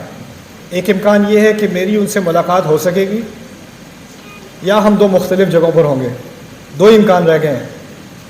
مجھے اب پوری کوشش یہ کرنی ہے کہ میرے اعمال جو ان کے اعمال میں بھی اضافہ کر رہے ہیں، کیونکہ میں ان کی لیگیسی ہوں، میں ان اعمال کو کنٹینیو کروں تاکہ میں بھی اچھی جگہ پہنچوں اور وہ بھی اسی جگہ پہنچیں اور ہماری فیملی ری یونین ہو، اور وہ ایسی ری یونین ہو جو یہاں کے گھر سے، یہاں کی دعوت سے، یہاں کی عید سے کہیں بہتر ہو۔ الحقنا بہم ذریتہم وما التناہم من عملہم من شیء، ان کی تمام نسلوں کو ہم ایک ساتھ ملا دیں گے اور ان کے اعمال میں سے کچھ نہیں لیا جائے گا۔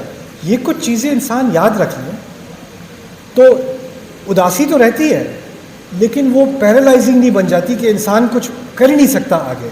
یہ چھوٹی سی دو تین باتیں ہیں جو اللہ تعالیٰ نے ہمیں یہ تحفے دیے ہیں، اور ہمیں مسلمانوں کو ایسا ہونا چاہیے کہ موت کے معاملے میں ہم جس طرح اس سے ڈیل کر سکتے ہیں کوئی اور ڈیل نہیں کر سکتا، اور اگر ایسا نہیں ہو رہا تو ہمیں ہمارے دین کی کچھ بنیادی چیزیں جس کا دل پہ اثر ہونا چاہیے وہ چیزیں دوبارہ سے ریویو کرنے کی ضرورت ہے۔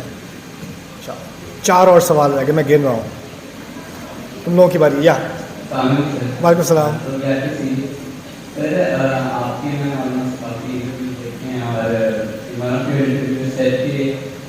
آپ بھی نارملی جیسے یونیورسٹی میں اسٹوڈنٹس ہوتے ہیں اسی طرح سے، اور آپ کا خواب ہے کہ آپ قبر میں ہیں اور لائک آپ کی طرف آگ آ رہی ہے، وہ میں سنا۔ سر میرا یہ کوشچن تھا کہ میں بیسکلی جتنی بھی ریلیجیس پرسنالٹی جو مشہور ہوتی ہے مولانا طارق جمیل صاحب، سر وہ ہر ایک پرسن میں ایک اسپیشل پوائنٹ ہوتا ہے کہ جس سے یہ فیل ہوتا ہے کہ اللہ کے بہت فیوریٹ بننے ہیں، اور اللہ ان کو اس لائف میں سے جس طرف آج کل کی 90% ہماری یوتھ ہے وہاں سے نکال کے جیسے آپ کو اپنی طرف کھینچ کیا یا کافی نئے لوگوں کو اپنی طرف بلا رہے ہیں۔ لیکن سر جیسے کافی کچھ میں جن سے ملتا ہوں، کچھ 2-3 جن کو میں جانتا ہوں، باقی دنوں میں اللہ جانتے کیا چل رہا ہے، لیکن they look like very good human beings, کہ لگتا ہے کہ بہت اچھے انسان ہیں، but at the same time they atheist, مطلب وہ کہتے ہیں ان کی لائف میں ہر وقت زیادتی ہو رہی ہے اور ان کے پاس وہ توفیق نہیں ہے اللہ کے راہ پہ چلنے کی۔ تو میرا کوشچن یہ تھا کہ کون سی ایک اسپیسیفک کوالٹی ہے جس سے اللہ چوز کر لیتا ہے، یا پھر یہ ہم نے چوز کرنا ہے اللہ کی طرف؟ اچھا سوال ہے آپ کا۔ دیکھو، پہلی بات تو یہ ہے کہ اس خواب کے بعد بھی میں دوبارہ ٹیڑھا ہو گیا تھا اور پھر مجھے ایک دوست نے سیدھا کیا تھا، اور دوسری بات یہ ہے کہ جیسے اس نوجوان نے کہا کہ اللہ کے کوئی خاص بندے ہوتے ہیں، اصل میں ایک اور بات میں آپ سے کرنا چاہ رہا تھا، انشاءاللہ وہ میں ملتان جا کے کروں گا۔ اصل میں جس کسی کو بھی کلمہ پڑھنے کی توفیق دی گئی ہے نا، اس کے بارے میں اللہ نے خود کہا ہے ہوا اجتباکم، تمہیں خاص چنا گیا ہے، اس نے خاص چنا ہے تمہیں۔ آپ میں کوئی خصوصیت ہے کہ آپ کو یہ نعمت دی گئی ہے، اللہ کو آپ کے اندر کچھ ایسی چیز نظر آ رہی ہے کہ آپ اس تحفے کے مستحق ہو، آپ کو اپنے اندر بھی نہیں نظر آ رہی، اللہ کو نظر آ رہی ہے۔ دوسری بات، تیسری کہ جو ایتھیسٹ ہے اور وہ اچھا انسان ہے, اخلاقی ہے, جو بھی ہے. پاکستان میں جو ینگ لڑکے لڑکیاں ایتھیسٹ ہو جاتے ہیں, مجھے ان سے ایک حد تک ہمدردی ہے, کیونکہ ایک تو ان کے ساتھ بہت زیادتی ہوئی ہوتی ہے زندگی میں, اور دوسرا اسلام کے نام پر جو باتیں انہیں بتائی گئی ہوتی ہیں ان کو سینس نہیں بنتی, اس کی کوئی تک نہیں بنتی. اور اسلام کے نام پہ جو زیادتیاں کی گئی ہوتی ہیں, ابھی میں نے آپ سے کہا تھا اسلام کے نام پہ صبر کہتے ہیں لیکن صبر کا غلط استعمال کرتے ہیں. اسی طرح کی سینکڑوں مثالیں ہیں کہ ہم اسلام کے نام پر بہت ساری زیادتیوں کو اسلامی بتا کے ہم اپنی سوسائٹی میں ایک انجسٹس کو آگے کرتے ہیں. اور کسی کے ساتھ ناانصافی ہو رہی ہو تو وہ آئیڈینٹیفائی کرتا ہے کہ اس ناانصافی کی اصل کیا ہے, اور اس کی اصل تو اسلام ہے. مجھے اسلام نہیں چاہیے, مجھے ایسا خدا نہیں چاہیے. ایسا بھی ہوتا ہے اب لوگوں میں. کبھی کبھی بہت ہی اگریسو ایتھیسٹ میرے پاس آتے ہیں بات کرنے کے لیے, قرآن کی غلطیاں نکالنے کے لیے.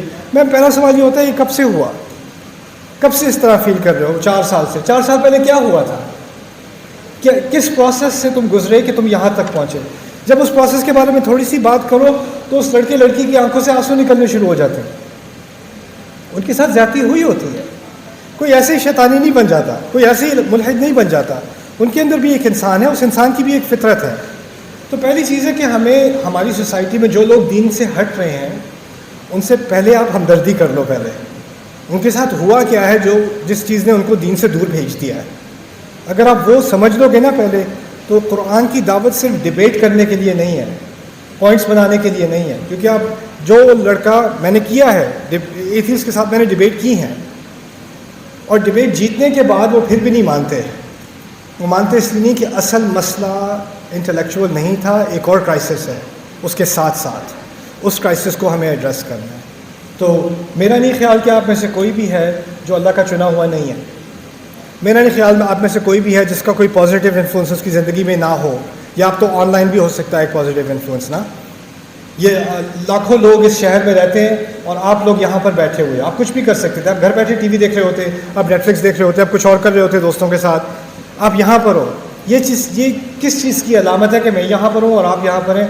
اللہ تعالیٰ نے ہمیں چنا ہے کہ ہم اس کی بات کے بارے میں کچھ سیکھ لیں, ہے نا. تو اس کو کمپیئر نہ کیا کرو کہ کچھ لوگ ہیں جو بہت فیمس ہو گئے ہیں تو وہ اللہ کے خاص چنے ہوئے ہیں. نہ, اللہ کے بہت ہی خاص چنے ہوئے لوگ نا ایسے بھی ہیں جن کو کوئی بھی نہیں جانتا. وہ قیامت کے دن وہ سیلیبریٹیز ہوں گے, اور ان کا انسٹاگرام اکاؤنٹ ہے ہی نہیں, ان کا فیس بک اکاؤنٹ ہے ہی نہیں, لیکن وہ قیامت کے دن سیلیبریٹیز ہوں گے. تو اس میٹرک سے نہیں دیکھنا چاہیے. 3 سوال رہ گئے. یس, where's the mic? Pass me the mic. Where are you? I'm here. Oh, here, okay. Merhaba Bihaya Ustaz, ini As'ad. Salini. First of all, I can use this PDF of this book. Did you read it? Surah Al-Kahf, the modern age. Surah Al-Kahf in the modern age? I think I saw it, yeah. So did you read it? I know. No. So I can discuss a lot of things, but first of all, I'll talk about Nifaq and Islam. Okay. So on this journey, I think that it's hard to be, just tell me what to do about Nifaq. Because Tell you what to do about nifaq? Yes. Why do you think you have nifaq? It's not the thought of sometimes it comes I'm not like a rainbow, or sometimes I don't think I'm more sincere. Okay, well, so the first thing is لا تزكوا أنفسكم هو أعلم بمن اتقى. اپنے آپ کو زیادہ پاک مت سمجھا کرو, اس کو پتہ ہے تقویٰ کس کے پاس ہے. اللہ تعالیٰ نے ہمیں اپنی اوقات دکھا دی. لا تزكوا أنفسكم هو أعلم بمن اتقى. اور جب آپ یہ سوچو کہ جب یہ آیات نازل ہو رہی تھی تو اس کے سننے والے صحابہ بھی تھے جن کو یہ درس دیا, تو ہم کیا رہ گئے پھر. دوسری بات یہ کہ تلك الدار الآخرة نجعلها للذين لا يريدون علوا في الأرض ولا فسادا. آخرت کا گھر ان لوگوں کے لیے ہے جو کسی اور سے علو نہیں چاہتے. علو ہوتا ہے کسی اور سے تھوڑا اوپر ہو جاؤں, میں یہ ثابت کر دوں میں کسی سے کسی درجے میں زیادہ ہوں. بچپن میں ہوتا ہے, میرا جو پینسل کا اریسر ہے نا, میرا کتنا زبردست ہے, یا میرا جو بیک پیک ہے وہ تمہارے بیک پیک سے اچھا ہے, میرے جوتے تمہارے جوتوں سے اچھے ہیں. کسی طرح سے میں کسی سے زیادہ اوپر ہو جاؤں, کسی نے سیلفی لے لی میرے پاس سیلفی ہے, تیرے پاس کیا ہے؟ علو فی الارض, چھوٹی چھوٹی چیزوں میں علو, خواہ کسی کو, اس سے آپ کی ویلیو میں کوئی اضافہ ہوتا نہیں ہے. لیکن ہوتا یہ ہے کہ پھر آخرت کی جو اصل چیز جس کی ویلیو ہے وہ ویلیو ختم ہو جاتی ہے. جن چیزوں کی کوئی ویلیو ہے ہی نہیں سوائے آپ کے ذہن کے اندر, اس کی ویلیو بن جاتی ہے. اگر فرض کریں آپ زیادہ مخلص ہیں بھی کسی اور سے, اس کا آپ کو کیا فائدہ ہونا ہے؟ کچھ بھی نہیں. آپ سے کوئی کم تر جانتا ہے, اس سے آپ کی دولت میں کیا اضافہ ہو رہا ہے؟ آپ کسی سے زیادہ اچھے کام کر رہے ہیں, so what did you accomplish? It's worthless to think about these things, to live in comparison. So break that thought. Don't live in that. And that's not nifaq, that's really, it's called ikhtiyal. So other people. Guys, yes young man, 2 more questions. That's 2 and that's the last one. Walaikum salam. سر آپ نے مجھے پہلے بات کی تھی کہ حقوق کے بارے میں. جی.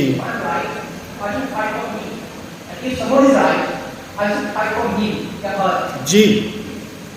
سر اکثر ہماری سوسائٹی میں یہ دیکھا گیا ہے کہ جو مائنورٹی ہوتے ہیں, minority on any basis, on age, on religion, caste, creed, culture, anything, اگر رسم کی بات کر رہا ہے, صحیح بات کر رہا ہے, پھر بھی اس کو ڈال کے فرض کریں کہ میں 25 سال کا ہوں, ایک 10 سال کا بچہ ضروری نہیں ہے کہ وہ غلط بات کرے گا. کبھی نہ کبھی آؤٹ آف 24 آورس وہ میرے سے کچھ اچھا بات کر سکتا ہے اپنے اسٹینڈرڈ. بس بہت اچھی بات کی اور میں نے ہو سکتا ہے 100 کیا ہو, لیکن ہم کیا کرتے ہیں اس 10 دفعہ بھی اس بات نہیں سنتے ہیں. آپ کو بات کر کے اب میں بس یہ پوچھنا چاہتا ہوں کہ what is the basic wrong in hour of breathing کہ ہم یہ بات سن نہیں سکتے, کیونکہ مجھے ایسا لگتا ہے کہ ہم یہ بات کر سکیں تو ہمارے سوسائٹی بہت آگے جائے. بالکل ٹھیک کہہ رہے ہو, بالکل ٹھیک کہہ رہے ہو بیٹا. دیکھیں میرا جائزہ ہے, ہو سکتا ہے غلط ہو.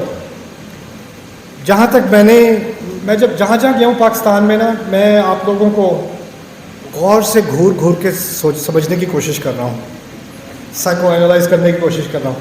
تو کچھ چیزیں سامنے آ رہی ہیں میرے.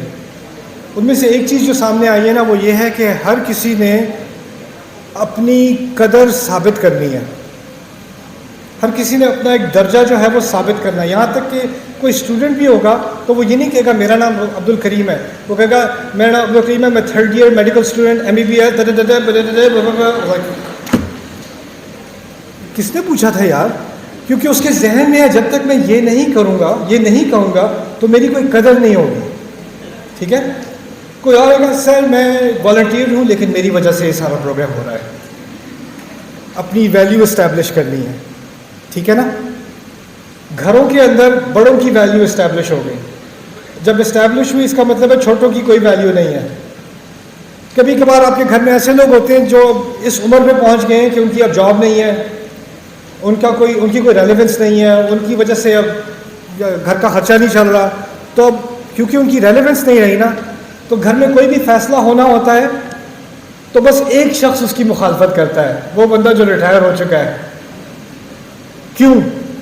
کیونکہ جب وہ مخالفت کرتا ہے تو لوگ کہتے ہیں آپ کیوں, آپ کی وجہ سے نہیں ہو رہا. اب اس کو لگتا ہے اب میں دوبارہ ریلیونٹ ہو گیا, مجھ پہ آ کے سوئی اٹک گئی. تو یہاں پر ایک عجیب سا کلچر بن چکا ہے کہ ہر ایک کو اپنا مقام ثابت کرنے کی ضرورت ہے, اور اس پروسیس میں کسی اور کو اس نے نچلا کرنا ہے. تو اسکول میں جو بڑی کلاس کے بچے ہیں وہ چھوٹی کلاسوں کے بچوں کو بلی کریں گے اپنا مقام اسٹیبلش کرنے کے لیے. ٹیچر کلاس میں کرے گا, ہیڈ ماسٹر ٹیچر پہ کرے گا, پرنسپل ہیڈ ماسٹر کے ساتھ کرے گا. ہر ایک کو بس ایک رینک اور ایک اسٹیٹس سے obsession بن چکی ہے. اور اسی لیے یہاں پر تعلیم کے ساتھ بھی یہی ہوا ہے کہ اب ینگ لڑکے لڑکیاں تعلیم اس لیے حاصل نہیں کر رہے کہ ان کا ذہن کھلے گا, وہ دنیا کو ایکسپلور کریں گے, کوئی نئی خدمت جو ہے وہ سروس پرووائڈ کریں گے, کوئی نئی چیز انوینٹ کریں گے, کچھ ایکسپلور کریں گے. نہیں, ساتھ میں ڈگری کا ایک ٹائٹل لگے گا تو میرا ایک مقام ہوگا, میں یہ کہہ سکوں گا کہ میں یہ ہوں, میری یہ ڈگری ہے. اور اس کلچر کو ابھی ہمیں توڑنا ہے. آپ کہہ رہے ہیں نا چھوٹا بچہ یہ بات کر سکتا ہے, صحیح بات کر سکتا ہے, ہم اس کو کیوں ڈسمس کرتے ہیں کہ اس کا بھی کوئی اسٹیٹس نہیں ہے. اگر وہی 100% بات کوئی PhD کر دے تو آپ فوراً سن لو گے, بلکہ پی ایچ ڈی والا کوئی الٹی سیدھی بات بھی کرے گا نا تو آپ کہیں گے بالکل صحیح کہا ہے سر, آپ نے بہت بہترین بات کی, ایسی بات تو میں نے کبھی سنی نہیں زندگی میں, ٹھہر جا میں لکھ لوں, اپنے ماتھے پہ لکھ لوں یہ بات. یہ پاگل پن بن چکا ہے, اسٹیٹس کا اتنا مقام ہو گیا کہ عقلیں بند ہو گئی ہیں. جو عقل کی بات کر رہا ہے تم ہوتے کون ہو بھائی, تمہارا بیک گراؤنڈ کیا ہے, کیا کچھ پڑھے ہوئے. جو بات کہی جا رہی ہے نا, علی رضی اللہ تعالیٰ کا بڑا مشہور قول ہے کہ ہم بات کو پہلے سنتے ہیں, بات کرنے والے کو بعد میں دیکھتے ہیں. لیکن ہمارے ہاں کیا ہے, وہ منہ کھولنے سے پہلے کیا دیکھتے ہیں, اس کا حلیہ دیکھو, اس کا یہ دیکھو, اس کا وہ دیکھو. میں جانے سے پہلے میں آپ کو ایک مثال دیتا ہوں. ایک فرض کریں خطبہ ہو رہا ہے, خطبے میں کچھ لوگ دیر سے آتے ہیں تو ان کو مسجد کے اندر جگہ نہیں ملتی, باہر صحن میں کہیں جا کے ملتی ہے.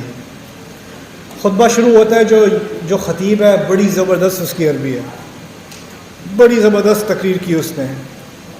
سارے جو باہر بیٹھے نا حیران کہ یہ کون عالم ہے جو آیا, اس نے ایسی زبردست تقریر کی, ایسی قرات کی, ماشاءاللہ شیخ میں جا کے ان کے ہاتھ میں ڈالوں, وہ کچھ میرے اوپر پھونک مار دیں, کچھ کر دیں, تھوڑے ان کے بیکٹیریا میرے اوپر گر جائیں تو شاید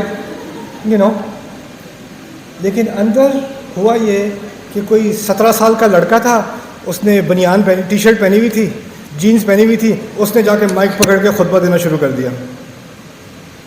جو اندر بیٹھے ہوئے ہیں نا وہ پاگل ہو رہے ہیں کہ اس کو روکو, یہ تو واجب القتل ہے, اس کو اب تو ہمیں کتنے بکرے ذبح کرنے پڑیں گے اپنے گناہ کے لیے کہ اس کے پیچھے ہم نے نماز پڑھنے لگے ہیں. ہم اندر والوں کا ریئیکشن کچھ اور, باہر والوں کا ریئیکشن کچھ اور. کیوں, کس ایک چیز سے؟ جو دیکھا ہے اس کو پہلے جج کیا, جو بات کہی جا رہی ہے وہی بندہ جو پاگل ہو رہا تھا اندر بیٹھا ہوا, اگر وہ باہر بیٹھا ہوتا وہ بات سنتا, وہ کیا کہتا, ماشاءاللہ آج تو کہیں لگتا ہے باہر سے کسی کو بلایا ہے. سمجھ رہے ہیں بات؟ ہم نے اب ویلیو آرٹیفیشل چیزوں میں ڈال دی ہے. عمر ایک آرٹیفیشل چیز ہے, ڈگریز آرٹیفیشل چیز ہے.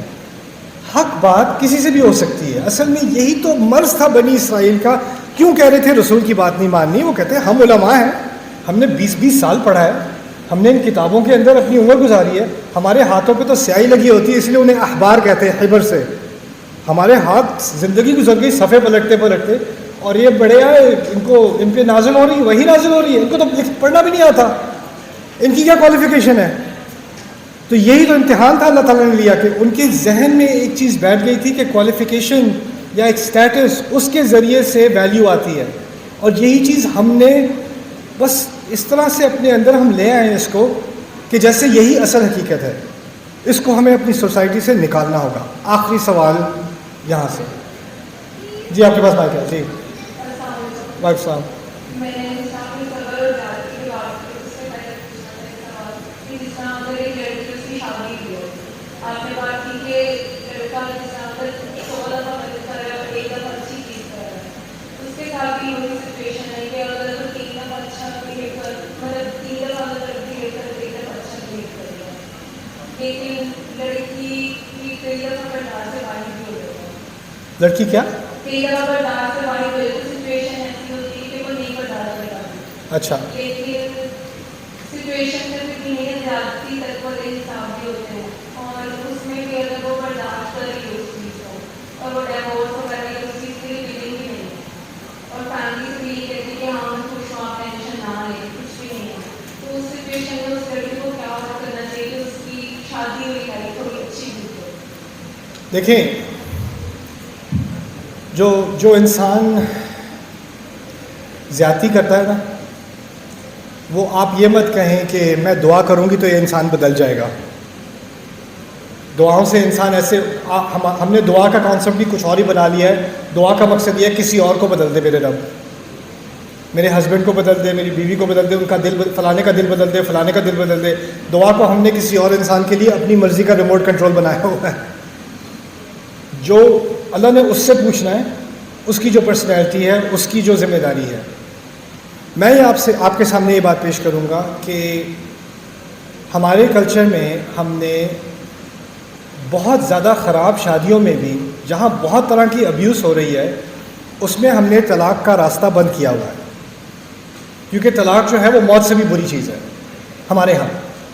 قرآن میں نہیں, قرآن نے کہا ہے وَإِن يَتَفَرَّقَا يُغْنِ اللَّهُ كُلًّا مِّن سَعَتِهِ، اگر وہ آپس میں الگ ہو بھی جاتے ہیں تو اللہ دونوں کو اپنی غنا میں سے دے دے گا، اللہ اپنی وسعت میں سے دونوں کو غنا دے گا. یہ اللہ کا وعدہ ہے. اللہ نے امید دی ہے کہ ٹھیک ہے یہ ایک ایپیسوڈ تھا تمہاری زندگی میں، but life moves on, it's okay. اسی لیے اگر آپ صحابہ کی زندگیوں کا مطالعہ کریں تو جائز وجوہات کی وجہ سے طلاقیں ہو جاتی تھی، لیکن اس سے کوئی ماتم نہیں ہوتا تھا، اس سے کسی کی بےزتی نہیں ہوتی تھی، کوئی پوری فیملی برباد نہیں ہو جاتی تھی، کینسر نہیں ہو جاتا تھا. اچھا ایک بیٹی کی طلاق ہوتی ہے تو باقی بیٹیاں تو ان کی تو شادی ہو ہی نہیں سکتی، ان کے گھر میں تو ایک ایسا مرض ہے طلاق والا کہ باقی اس کے لیے وہ لائق ہی نہیں ہے شادی کے. ہم نے یہ جاہلانہ مشرکانہ کانسیپٹ جو ہے نا یہ ہم اپنے گھروں میں لے آئے ہیں. دیکھیں ہماری جو بیٹیاں ہیں نا ان کا ایک حق ہے، ان کا وہی حق ہے جو ہر انسان کا ہوتا ہے، اس کی عزت ہونی چاہیے، اس کی حفاظت ہونی چاہیے. اگر میری بیٹی کے ساتھ ایسا ہو رہا ہوتا تو باپ ہونے کے ناطے میں کہوں گا دیکھو بیٹا میں تمہارا ولی تھا، میں نے اس کو تمہارا ولی بنایا، وہ ولی ہونے کا حق ادا اگر نہیں کر رہا تو واپس آ جاؤ، میں پھر تمہارا ولی بن جاتا ہوں. آ جاؤ واپس، حفاظت کروں گا تمہاری حفاظت میری ذمہ داری. اگر وہ اپنی ذمہ داری پوری نہیں کر سکتا تو اس فیملی کو اس کو سپورٹ کرنا چاہیے، اس کو اپنی عزت پہ داغ سمجھنے کے بجائے. اگر آپ یہ کرو گے نا تو آپ زیادتی کا راستہ کھول رہے ہو. جو شروع میں نے بات کی تھی پرنسپل کی جو بات کی تھی، زیادتی ہو رہی ہے اور چپ رہنا ہے، یا زیادتی ہو رہی ہے اس کو اگنور کرنا ہے. اب آپ کو سمجھ میں آ رہا ہے کہ وہ چیز اگر ایک دفعہ سمجھ میں آ جائے تو کس زندگی کے حصے پہ اس کی اپلیکیشن ہوتی ہے، کہ ہر زندگی کا شعبہ جو ہے وہ بدلنا شروع ہو جاتا ہے. تو میری درخواست یہ ہوگی کہ ایسی لیڈیز کو جو ایسی سچویشن میں پھنسی ہوئی ہیں ان کو انڈیپینڈنٹ ہونا پڑے گا، ان کو اپنا حق مانگنا پڑے گا، اور ان کو یہ کہنا کہ میں کسی ایسے شوہر کے ساتھ ہوں جو مارتا بھی ہے، اسے غصہ آتا ہے وہ مارتا بھی ہے، ایک دو لاتیں بھی مار دیتا ہے، ایک یہ بھی ہوتا ہے یہ بھی ہوتا ہے، گالیاں بھی ہوتی ہیں یہ بھی ہوتا ہے، لیکن کسی طرح بس چلا لوں میں. اگر اس طرح آپ چلاؤ گی نا تو کیسی ماں بنو گی؟ آپ کے بچے کیا جب بڑے ہو رہے ہوں گے تو کیا دیکھیں گے؟ اور وہ دیکھ کے آپ کا کیا خیال ہے کہ ان پر اس کا اثر نہیں ہوگا؟ آگے جا کے وہ لڑکا جو اس گھر میں پلا بڑا ہے، جب اس کی شادی ہوگی وہ کہے گا میری ماں کے ساتھ بھی تو یہی کرتے تھے ابا، میں بھی یہی کروں گا. یہی تو کرنے کا طریقہ ہے، ورنہ اس کے لیے تو مثال اس کی باپ ہے نا. کیونکہ آپ نے ناانصافی دیکھتے ہوئے کچھ نہیں بدلا تو ناانصافی پھر اس کلچر کا حصہ بن جائے گا، اور کافی حد تک بن چکا ہے. اب ہمیں قرآن کی ضرورت ہے کہ ان حصوں کو ہم دوبارہ نکالیں، فارغ کریں، تاکہ ہمارے کلچر کی جو اصل خوبصورتی ہے وہ دوبارہ واپس سامنے آئے. جزاکم اللہ خیرن. Thank you so much everybody for listening. That was the last question. If on my way out, I know, but I have to go, but you can talk to me off the mic. Come over here, inshallah. So, inshallah, I'll see you guys again. Bi-idhnillah. It was a really nice time in Bahawalpur. I'll see you again. Assalamu alaikum.